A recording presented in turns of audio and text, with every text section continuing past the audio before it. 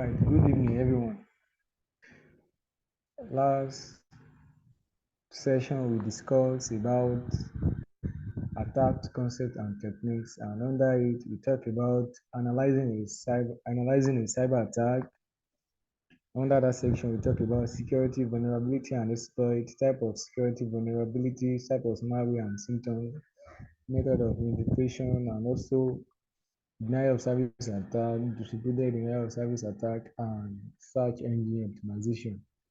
We also look at the cybersecurity landscape, the blended attack, that's making use of multiple techniques for infiltration and impact reduction. So today we'll be discussing protecting your data and privacy. This chapter focuses on your personal devices and your personal data, and it includes tips for protecting your devices, creating strong password, and safely using wireless network. It also discusses maintaining your data securely. Your online data is worth something to cyber criminals, and this chapter briefly covers authentication techniques to help you maintain your data securely. It also covers ways to enhance the security of your online data with tips about what to do and what not to do. So, protecting your data, protecting your computing devices. Your computing devices stores your data and are the portal to your online life. We have some short list of steps we can take to protect our computing devices from intrusion. Please, I hope I'm audible. Someone should respond. Yes, you are. I can hear you clearly. Okay. So we have some steps we can take to protect our computing devices from intrusion. We need to keep the firewall on, the use of antivirus and anti-spyware. We need to manage our operating system and browser, protecting all our devices. So keeping the firewall on, whether it is a software firewall or hardware firewall on a router, the firewall should be turned on and updated to prevent hackers from accessing your personal or company data. There's some web page on this click Windows 7 and 8.1 or Windows 10 to turn on the firewall in the respective version of Windows. And we can also see some steps of how to turn on firewall using our Mac OS devices. So when we click those links, it will take us to a page where we can follow how to turn on our firewall on a Windows operating system or Mac operating system. So the use of antivirus and anti-spyware is also important. Malicious software such as viruses, Trojan horses, worms, ransomware, and spyware are installed on our computer devices without our permission. So to gain access to our computer and our data, and virus can destroy our data, slow down our computer, and take over our computer. And one way virus can take over our computer is by allowing spammers to broadcast emails using our account. Spyware can monitor our online activities, collect our personal information, and produce unwanted pop-up ads on our web browser while we are online. And a good rule is to only download software from trusted websites to avoid getting spyware in the first place. So antivirus software is designed to scan our computer and incoming email for viruses and also delete them. Sometimes antivirus software also include anti-spyware. So we need to keep our software up to date to protect our computer from the newest malicious software. So this paragraph is telling us to make use of to install antivirus and anti-spyware on our computing devices. And there are lots of antivirus that we have. Also, we need to manage our operating system and browser. Hackers are always trying to take advantage of vulnerability in our operating system and our web browser. So to protect our computer and our data, we need to set the security on our computer and browse at medium or higher security rate. We need to update our computer operating system, including our web browser, and regularly download and install the latest software patches and security updates from the vendor. Some people might turn off their operating um, their Windows update, their operating system update. That is not quite good because every day this company that owns this operating system are discovering vulnerabilities and they are trying to patch it. And when they release the update, and we're not able to update our own computing device to the latest operating system, the the vulnerability they discover, hackers might actually exploit it. Also, we have protect all your devices. Your computing device, whether they are PCs, laptops, tablets, or smartphones, should be password protected to prevent unauthorized access. And the stored information should be encrypted, especially for sensitive or confidential data.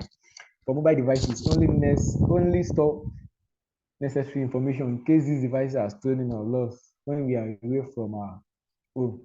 And if any one of our devices is compromised, the criminals may have access to all our data through cloud storage service providers such as iCloud and Google Drive.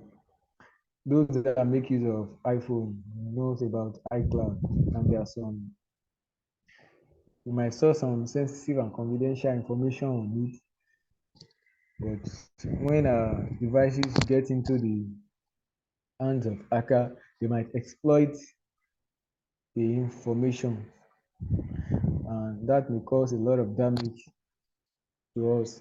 And those that make use of Google Drive too, same goes as well. IoT devices, that is Internet of Things devices, pose an even greater risk than a computing device. While desktop, laptop, and mobile platforms receive frequent software updates, most of the IoT devices still have their original firmware. And if vulnerabilities are found in the firmware, the IoT device is likely to stay vulnerable. And to make the problem worse, IoT devices are often designed to call home and require internet access. And to reach the internet, most IoT device manufacturers rely on the customer local network. And the result is that IoT devices are very likely to be compromised. And when they are, they allow access to the customer's local network and data. So the best way to protect ourselves from this scenario is to have IoT device using an isolated network, sharing it only with other IoT devices. That is why it is not good for us to connect our Internet of Things devices to public network, like those that have smart TV, smart refrigerator, and other IoT devices at all. It is not good to connect it with the public network. So better still, we have an isolated network that will be feeding the devices so that we can access it remotely. So you can also click here to visit Showdown, a web-based IoT device scanner. It will tell you a lot more about IoT device. So use wireless networks. Wireless networks allow Wi-Fi enabled devices such as laptop and tablet to connect to the network by way of the network identifier known as the service set identifier. So to prevent intruders from entering your own wireless network, the preset SID and default password for the browser-based administrative interface should be changed. And hackers should be aware of this kind of default access information. Optionally, the wireless router can also be configured to not broadcast the SSID, which add an additional barrier to discovering the network. So, however, this should not be considered adequate security for a wireless network. So we should encrypt wireless communication by enabling wireless security than the WPA2 encryption feature on the wireless router. Even with WPA2 encryption enabled, the wireless network can still be vulnerable. Yeah, those of us that make use of a router at home, you know, we do use some default login credentials, like admin might be admin and password might be also admin.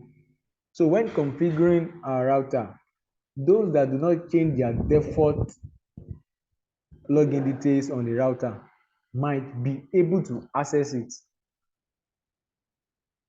So if the user does not change the default login like admin, the username admin, the password also admin.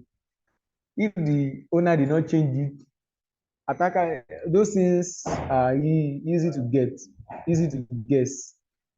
So, and attackers might actually exploit it. And another way is by not broadcasting our service set identifier, that is SSID. That is the name we give our router. We can give our router any name like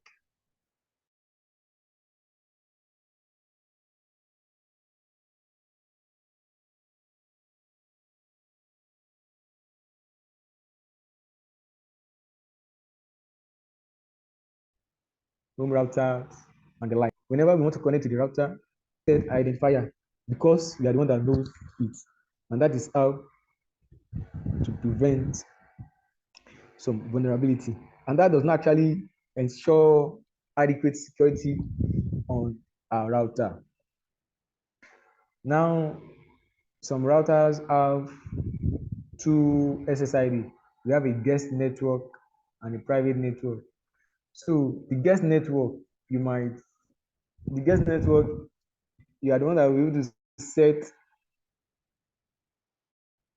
the bandwidth of the data they will be able to use, the time and schedule, and also the password. So you can give the password out freely to others so that they can make use of. But the main SSID, that one will be your own personal one. And there are also some settings you can make on the router that will deny the users to access your local networks and the likes. So we have some example here. In October 2017, a security flaw in the WPA2 protocol was discovered. This flaw allows an intruder to break the encryption between the wireless router and the wireless client and allow the intruder to access and manipulate the network traffic. This vulnerability can be exploited using key reinstallation attack crack. So it affects all modern protected Wi-Fi networks. So to mitigate an attacker, a user should update all affected product, wireless router, and any wireless capable device, such as laptop and mobile devices, as soon as security updates become available. So for laptop or other device with wired network interface card (NIC), a wired connection could mitigate this vulnerability. And furthermore, we can use a trusted virtual private network (VPN) service to prevent the unauthorized access to our data while we are using the wireless network. So to learn more about crack, there is a link here. You click here to learn more about cracks.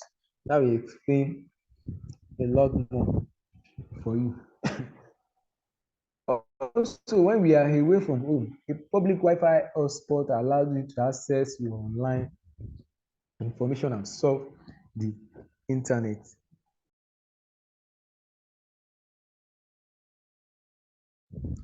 Yeah.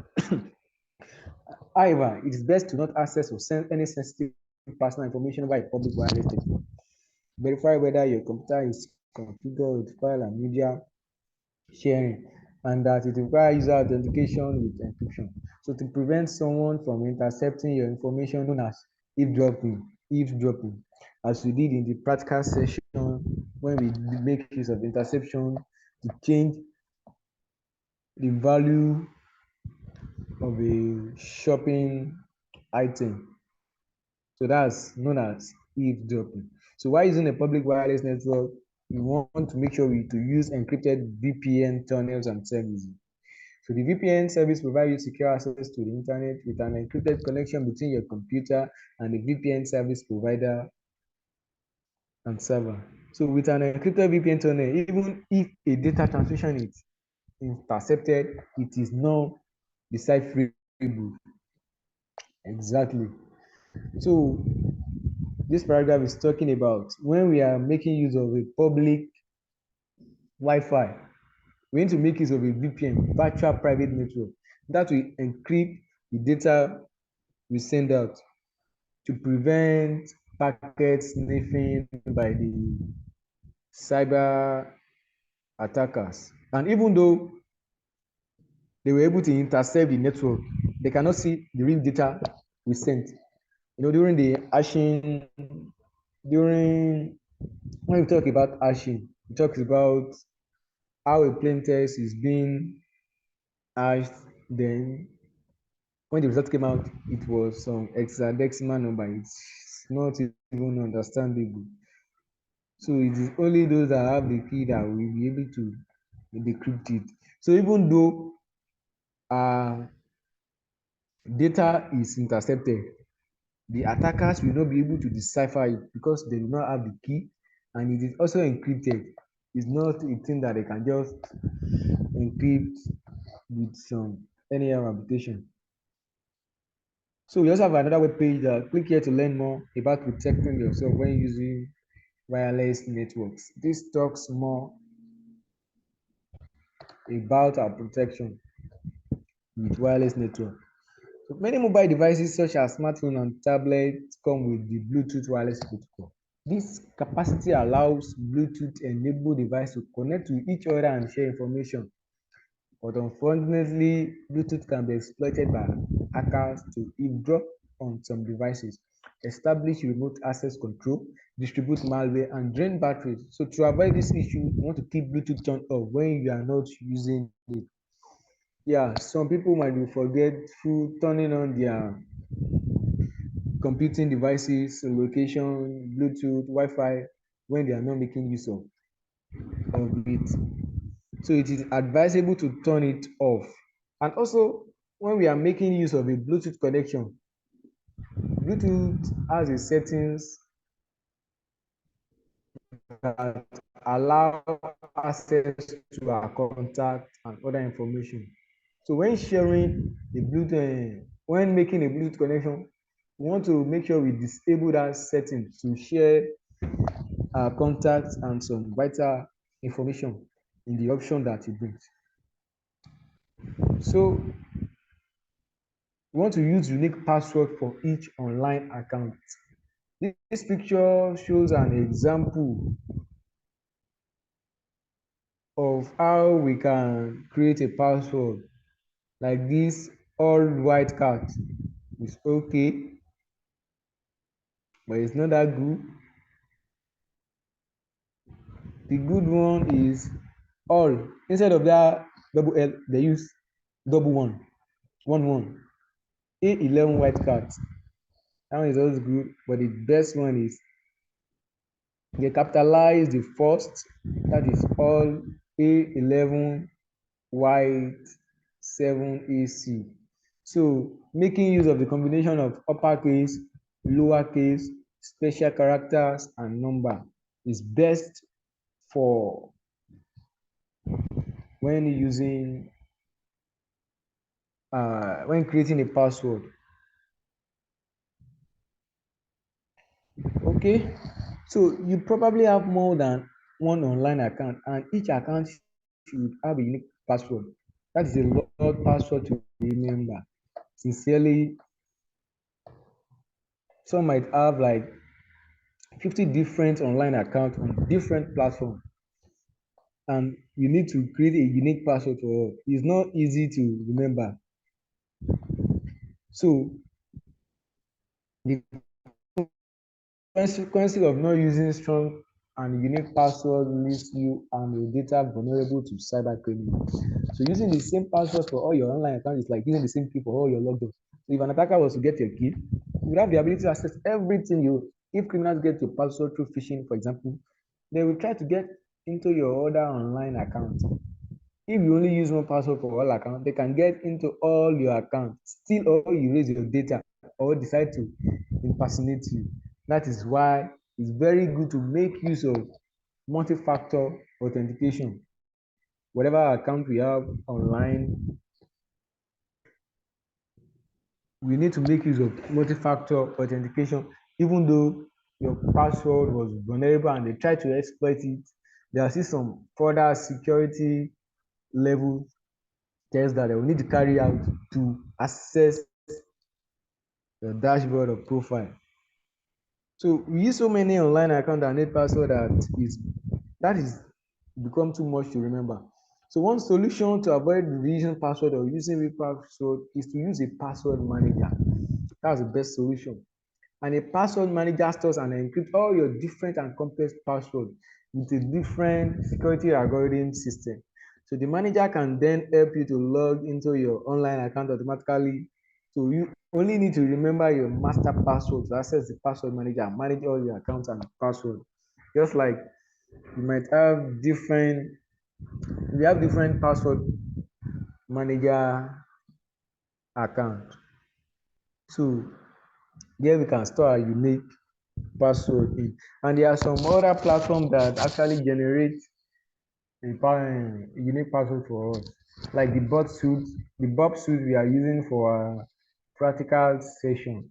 If you notice, you are not able to, you can't create your own personal password unless you generate. So that generating of password is a function that is written in that application. And when you generate a password, it will be different thing. So it cannot be the same. It is unique and it is also encrypted. So we have some tips for choosing a good password. You don't want to use dictionary word or names in any language. You don't want to use common misspelling of dictionary words. You don't want to use computer names or account name. And if possible, you want to use special characters such as exclamation, the art symbol, the hash symbol, the dollar sign, the percentage, the half percent, the and, the asterisk, the open and closed brackets. And also want to use a password with 10 or more characters. I know some platforms are now making compulsory of when we are creating a password that the minimum character should be 8. They will give us we need to make use of uppercase, lowercase, and special character and the likes. So use passphrase rather than a password. So if you don't want to use a password, you can use a passphrase. Like the image, you can see this is my passphrase. It's okay.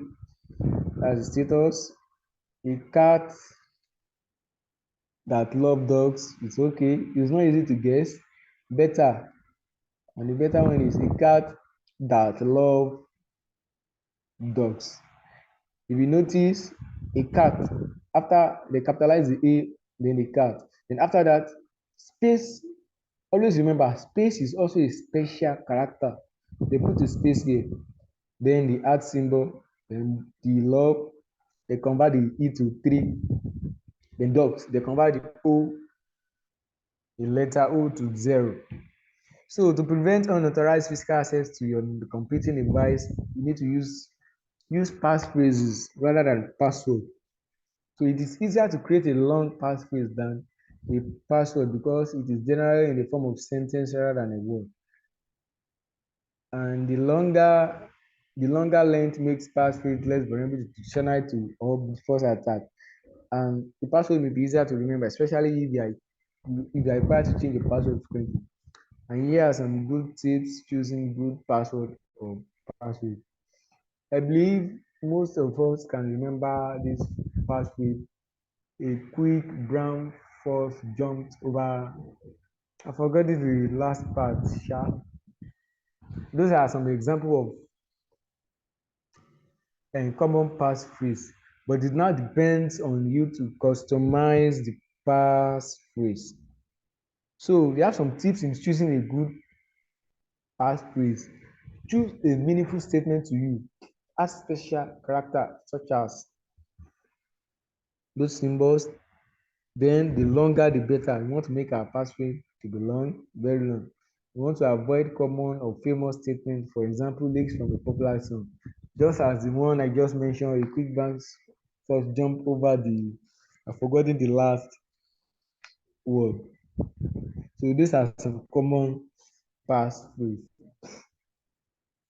So recently, that's some example. Recently, United States National Institute for Standard and Technology, that is NIST, published improved password requirements. So NIST standards are intended for government application, but can also serve as a standard for others as well. So the new guidelines aim to provide better user experience and put the burden of user verification on the provider. So summary of the new guidelines, 8 characters minimum in length. As I've mentioned earlier, the minimum character we are seeing in some online platforms should be 8, no more and not more than 64 characters. So no common, easily guess password such as ABC123. Like now, if you change your password on Facebook or on Instagram, maybe you try to use the same password you used before. It will prompt you that this password has been used again and you change it to another. So no composition rules such as having to include lowercase, uppercase letters and numbers. Improve typing accuracy by allowing the user to see the password while typing. So we have an icon where we do normally enter our password, like an eye like this. So if we if we on it, it will let us see our password in plain text while entering it, but that should be done in a closet. So all printed characters and spaces are also allowed. No password int, no periodical or arbitrary password expiration, no knowledge-based authentication such as information from shared secret question, marketing data, transaction history. So to learn more about the improved NIST password requirements, you can also check here. It will take us to some web page and explain more of the NIST requirements. So even with access to your computers and network devices secure, it is also important to protect and preserve your data. So we have a lab here. In this lab, we will explore the concept to create strong password and how to store it securely. So I would like us to go through this lab. Then I will communicate if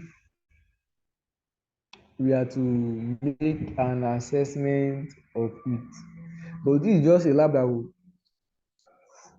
explain how you can create and store strong password. Now we are moving to data maintenance. Encrypt your data. Your data should always be encrypted. You may think you have no secrets and nothing to hide. So why use encryption? Maybe you think that nobody wants your data. Most likely, this is probably not true. Are you ready to show your photos and documents to strangers? Are you ready to share your financial information stored on your computer with your friends? Do you want to give out your emails and account password to the public? This can be even more troublesome if a malicious application infects your computer or mobile device and steals potential valuable information such as account numbers and password and other official documents. So that kind of information can lead to identity theft, fraud, or ransom. So criminals may decide to simply encrypt your data and make it unusable until you pay the ransom. Even after paying the ransom, they may not decrypt your data that they encrypt. So in this picture, we can see the highlighted green folder has been encrypted. Maybe some informations are there. So in this paragraph, we will see how we can encrypt a folder on Windows operating system. So what is encryption? Encryption is the process of converting the information into a form where an unauthorized party cannot read it. Only a trusted unauthorized person with a secret key or password can decrypt the data and access it in its original form. So the encryption itself does not prevent someone from intercepting the data, Encryption can only prevent an unauthorized person from being or accessing the content. So this is all talking. Sorry, excuse me.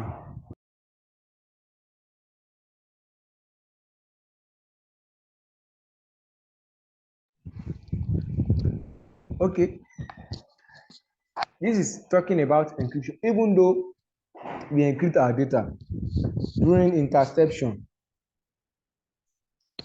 the attackers will not see the main content of what we encrypted. It's just an encrypted file. Just I'm still referring to the first interception we did, changing a shop item to another value. Assuming the developer encrypted those value, you won't be able to change it. You will not even understand it. Even though you saw the parameter price, then what can you change it to? It's not possible.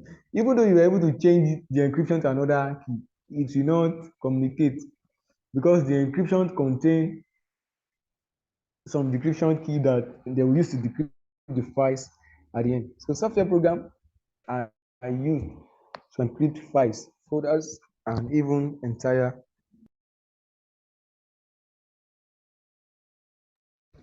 So encrypting file system (EFS) is a window feature that encrypts data. EFS is directly linked to a specific user account. Only the user that encrypted the data will be able to access it after it has been encrypted using EFS. So to encrypt data using EFS in all Windows version, can follow this step. Select one or more files or folders. Right click the selected data, then properties, click advanced. Select the encrypt content to secure data checkbox. Then files and folders that have been encrypted with EFS are displayed in green as shown below. So we can give this a try. I'm trying to see if I can encrypt a file or folder. Yeah, okay. All right.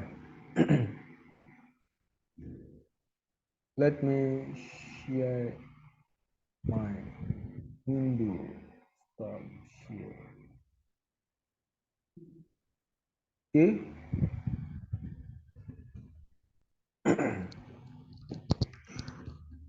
Yeah. I hope I'm audible. Please, someone should indicate to signify if I'm Yes, we audible. can hear you. Okay. So let me share my screen.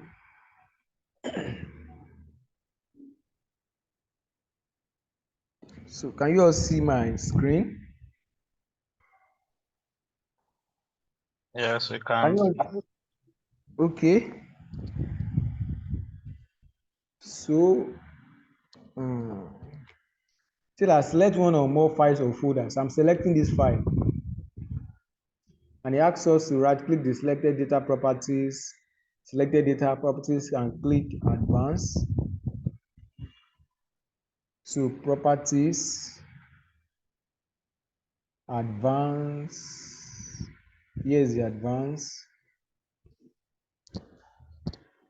Now it asks us to select the encrypt content to secure data checkbox.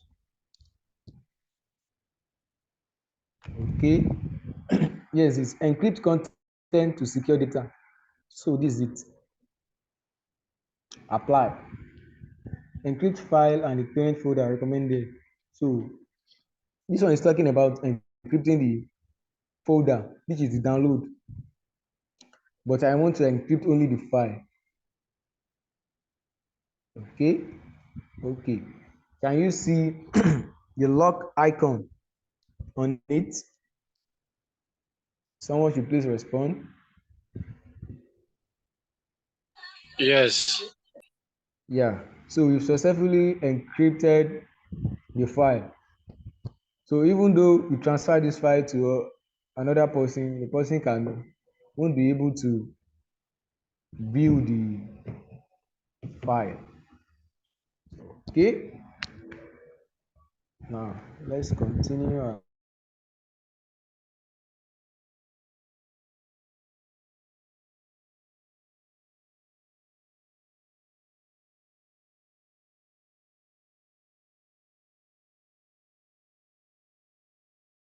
discussion.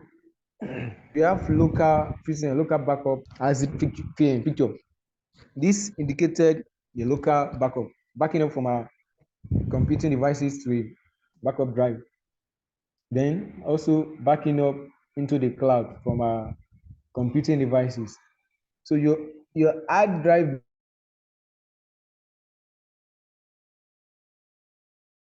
replace the original version of an important document. Having a backup may prevent the loss of a replaceable data, such as family photos. To back up data properly, you will need an additional storage location for the data, and you must copy the data to the location regularly and automatically.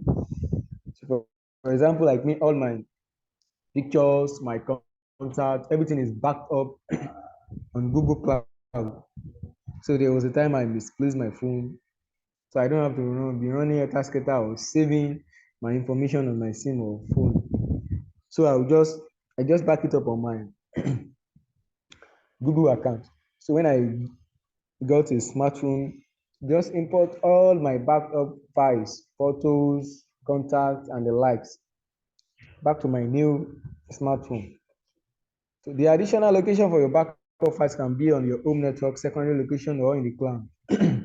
So by storing the backup of the data locally, you have total control of the data. You can decide to copy your data to a network attached storage device. That is now a simple external hard drive, or maybe select or only a few important folders for backup or on thumb drive, CDs, DVDs, or even tapes. So in that scenario, you are the owner and you are totally responsible for the cost and maintenance of the storage device equipment. So you subscribe to a cloud storage service that the cost depends on the amount of storage space needed. With a cloud storage service like Amazon Web Service, you have access to your backup data. You have access to your account. So when you subscribe to online storage service like Amazon's Amazon Storage, S3 buckets, I've forgotten the name, and Google Drive. There are a lot of it. We have OneDrop and we have OneDrive for Microsoft. So you have access to your backup data if you have access to your account. And when you subscribe to online storage service, you may need to be more selective about the data being backed up due to the cost of the storage and the constant online data transfer. So their free backup is, is limited. Their free backup is limited. And one of the benefits of storing a backup at an alternate location is that it is safe in the event of fire, theft, or other catastrophe or other than storage device failure. Sorry, let me share your attendance. So, okay.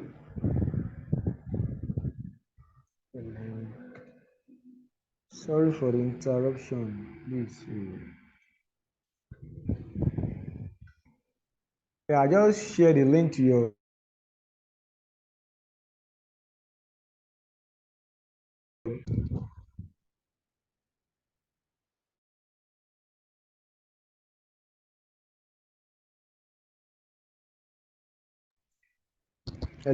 Hello, someone should please respond. Have you seen your attendance link? I guess it's not working. Probably it's the one they used in the past. Have you seen it? Yes, it's not working. It's not working. Yeah. The attendance list link. It said the form is no longer accepting response. Ah, oh, I think it is actually timed.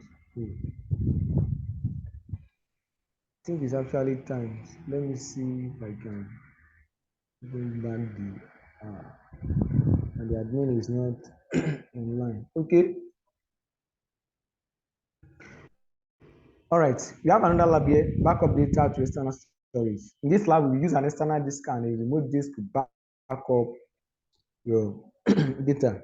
So this will be done by you at your own.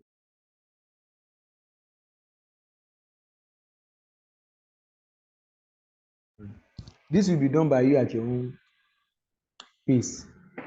Deleting your data permanently. When you move a file to the recycle bin or trash and delete it permanently, the file is only inaccessible from the operating system.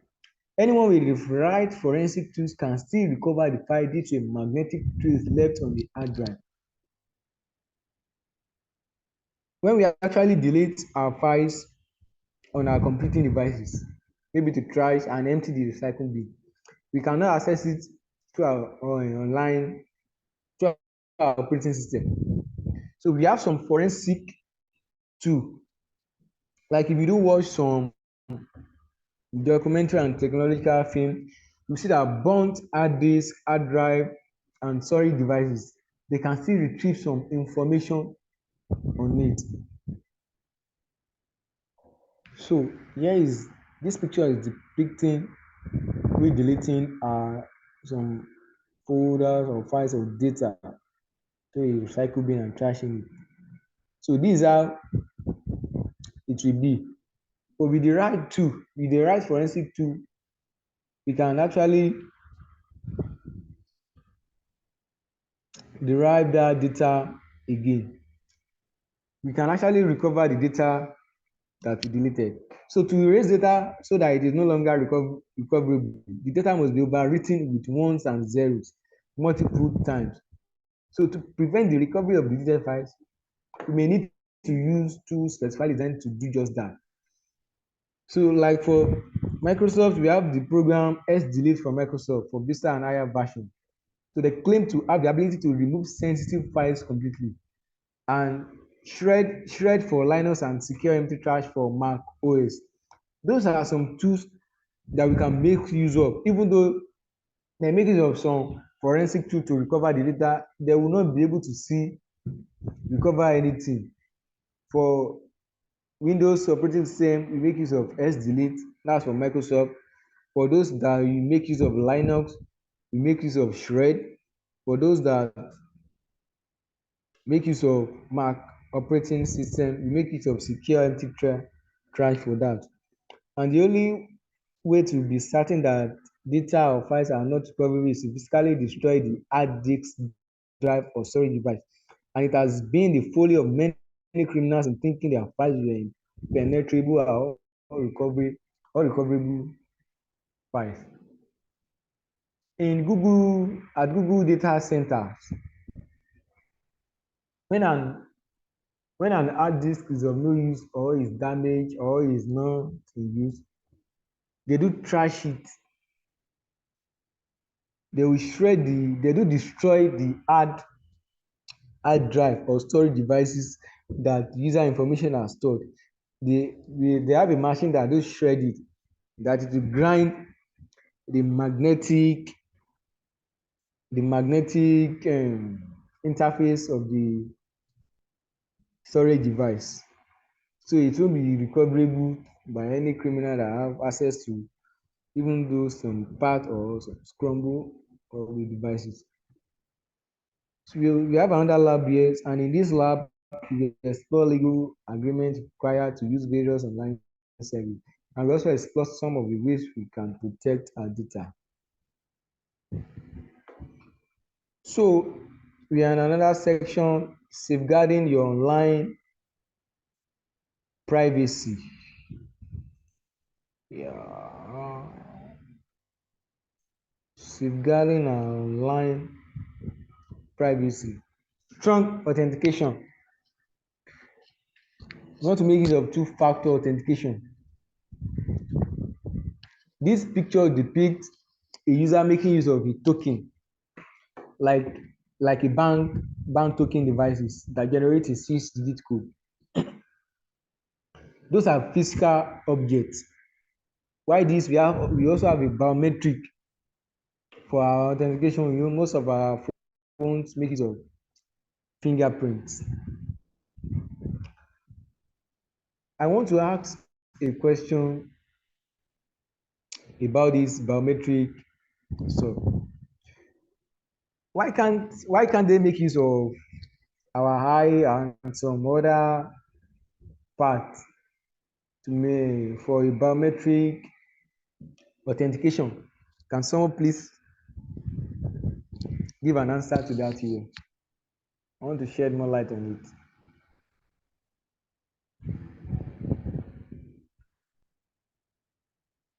Someone should please respond though. Why is it that it is only fingerprint that they make use of in biometric? Why not make use of our eye or other part or our facial recognition? Can someone answer?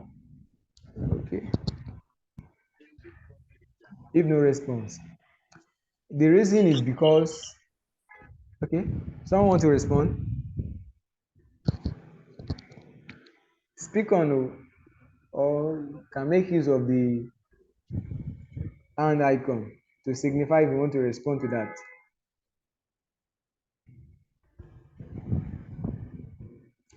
Okay, Francis Okeke can speak on. Okay. Fingerprint, I think no two fingerprint is designed for any one person. Me and another person cannot have the same fingerprints. I think that's why. Okay, thank you for your response. All right, you can raise down your hand. Yeah, it's actually true. Our fingerprint is very unique and it does not change no matter what. But our facial recognition, our eyes can change due to growth, our islands and the likes. And also, those are make use of facial recognition. Some might even make use of a snapped photo to bypass an authentication. For example, now, if I make use of my facial recognition for authentication and someone has access to my photo, you can actually place the authenticating device that will read my face. It can actually read my face through that picture. And there are some devices that will show your faces as if in a 3D model that is even real. That is why when banks are making use of some platforms are making use of facial recognition, but when they are making use of it, they will be telling you to shake your face left side, face right side, blink your eye, smile, laugh, nod your head. With that, they'll be able to identify that is it. But in a picture, you cannot do that in the picture that you already have. The picture that you already have, you cannot blink eye in the picture. It is how you look in that picture. You cannot move to the right, move to the left, nod or do like that. So popular online services such as Google, Facebook, Twitter, LinkedIn, Apple, and Microsoft use two-factor authentication to add extra layer of security for account logins. Besides the username and password or personal identification number or pattern, two-factor authentication requires a second token such as physical object, credit card, ATM card, phone, or FOB. So physical objects are like this physical token, our ATM cards. And the biometric scan like fingerprint, palm print, as well as facial voice recognition. Yes, our voices might change due to our growth and the like. So even with two-factor authentication, hackers can still gain access to your online account through attacks such as phishing attacks, malware, and social engineering. That is why it is advisable for us in all our accounts, social account or any account, we need to make use of two-factor authentication.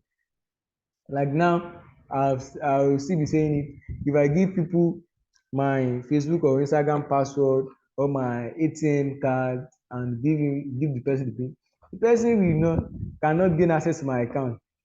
Number one, on my social platform, I've set up a two-factor authentication. After entering my password, you still require one-time password through my phone number. They'll send it as SMS. They'll still send it to me to my email. So attacker will only have one out of the three authentication. And with the ATM, I can lock my web transaction and my ATM, normal POS machine and ATM, my ATM also. So even though I give them they have access to my PIN, they cannot make use of my card because in my application, in my platform, I've already locked my web transaction. You cannot make use of my credit card to buy goods, to shop online. You cannot make use of it to withdraw on POS. You cannot make use of it to withdraw on ATM. It is only if I enable any of the three means of transaction, that is when you will be able to use it. And you'll be able to, with this application and OPay, you can even set the amount you can withdraw per day. So even though the person have your account, everything, please let me withdraw so amount, the person cannot withdraw more than that because it will not go. And once it withdraw the actual amount you set, it will not go again. So we have OAuth 2.0, that is open authorization. It's an open standard protocol that allows an end user's credentials to access third-party application without exposing the user password. O authorization acts as the middleman to decide whether to allow end user access to third-party application. For example, say you want to access web application XYZ, you want to access XYZ, and you do not have a user account for accessing the web application. However, XYZ has the option to allow you to log in using credentials from a social media website like ABC. So you access the website using the social media login.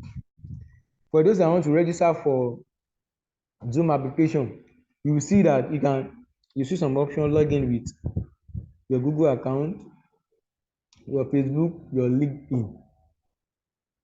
Because the Zoom application, they are already registered with Facebook that this is a legal platform.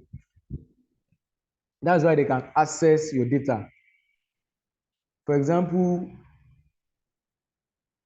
there are some recent hackathon I applied for. They make use of open authorization. They make use of my GitHub authorization. So they already had an agreement with GitHub that whoever wants to access our server or have an account with us, if the person has a GitHub account, he can actually log in. So that in that case, a token will be issued for it and access will be granted without sharing password. So they can only make use of maybe your username or email, your username or email.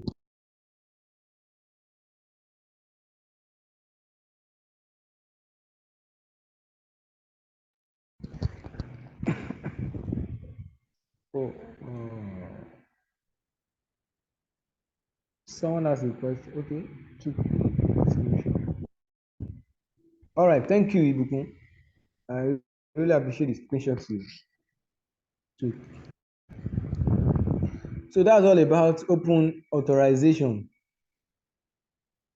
So also sharing too much of our information. Do not share too much on social media. As discussed earlier, we want to keep our privacy on social media. Share as little information as possible, and we should not share information like our date of birth, our email address, phone number on the profile, our own time and the likes. And also, some social platforms have implemented some functionality that your email can be set to privacy, public, to private, public, or your friend. So the information you want to share with only your friends or the public, or you don't want to share the information, it's also there. And email and web browser privacy. Every day, millions of emails messages are used to communicate with friends and conduct business. And email is a convenient way to communicate with each other quickly. There might be sometimes we don't have access to our computer device and need to make use of some of our services like email, our social accounts, our banking applications, and the likes on a stranger computing device. So of it is best to make use of private browsing. And most of the popular web browsers have their own name for private browser mode. Microsoft Internet Explorer has an in private mode. Google Chrome has an incognito mode. Mozilla, they name their own their private tab or private window, while Safari name their private or private window. The reason for all these private incognitos and the likes is that when you're making use of a tab which is in incognito or private, no history will be saved, no no cookies will be saved, and no password or username will be saved. You are just doing everything in a one way, and if there is a mistake, like you mistakenly close that tab, everything is gone. You cannot access it again. You cannot access the password. You have to log in again. Assuming if you log into your any platform or a private tab and you close the tab, you open it again, you need to log in again. So private tab do not keep any of your sensitive or confidential information. So we have another lab in discover your own risky online behavior. So in this lab, we identify risky online behavior and explore some tips on how to become safer online. So in conclusion, this chapter has focused on our personal device, personal data, and it included the tips of protecting our devices, creating strong password, and safely using wireless network. And it also covered data backup, storage, and deleting our data permanently, not emptying our data on a recycle bin. No, deleting it permanently. And also authentication techniques were discussed to help us maintain our data securely. And we briefly covered how easy it is to share too much information on social media and how to avoid these security risks. So any question, observation, or addition from you guys?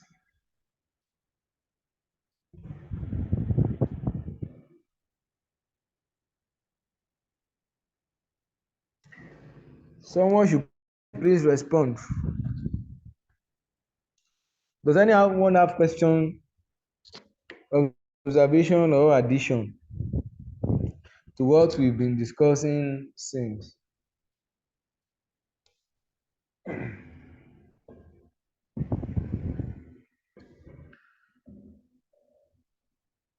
Okay. Okay. No question for now. No question. Okay. No question. Kindly unmute and talk. Thank you. We are done with. Okay, thank you very much, sir. No question for now, sir. All right. So I assume we all understand how protecting our data and privacy is very crucial to us.